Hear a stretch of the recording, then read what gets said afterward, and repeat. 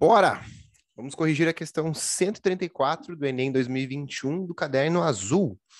Essa questão poderia ser de química, pode ser de física, tá? Então, nós vamos resolver aqui no Química no Detalhe também. E não esquece de deixar seu like aqui no vídeo e inscreva-se no canal se você não for inscrito ainda. Bora lá. Aqui ele dava um contexto primeiro aqui pra gente, né? O alcoolômetro de Gay-Lussac é um instrumento destinado a medir o teor de álcool em porcentagem de volume de soluções de água e álcool na faixa de 0 graus Gay-Lussac a 100 graus Gay-Lussac, com divisões de 0,1 graus Gay-Lussac. A concepção desse alcoolômetro se baseia no princípio de flutuabilidade de Arquimedes, semelhante a um densímetro, ou seja, tem a ver com densidade. A escala do instrumento é ferida a 20 graus Celsius, sendo necessária a correção na medida caso a temperatura da solução não esteja na temperatura de aferição. É apresentada parte da tabela de correção um alcoolômetro com a temperatura. Então, vamos ver aqui, ó. A gente percebe que conforme a temperatura, ó, vamos dar uma olhada nessa tabela aqui. Conforme a temperatura está aumentando, ó. Tá aqui. O que está acontecendo? A densidade, tá, ó. Perceba que a densidade está diminuindo, ó, conforme a temperatura está aqui, ó, aumentando. Como aqui ele falou que esse princípio é muito semelhante ao de um densímetro, então vamos pegar essa relação. Então, conforme eu estou esquentando, ó, a densidade, digamos assim, está ó, diminuindo. Beleza. E aí ele falou o seguinte: é necessária a correção na medida do instrumento, pois quando você aumenta a temperatura, então veja, ao aumentar a temperatura, está mudando aqui, né, a densidade.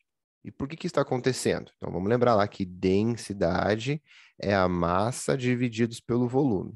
Quando você aumenta a temperatura, você acaba aumentando o volume, né? As moléculas aumentam a sua energia cinética e acabam ocupando um espaço maior, acabam se movimentando e acabam tendo um volume maior, essas moléculas acabam ocupando. Então, quanto maior a temperatura, maior o volume, né? Ocorre uma dilatação. As moléculas se mexem com mais energia, acabam que o conjunto delas ocupa um espaço maior.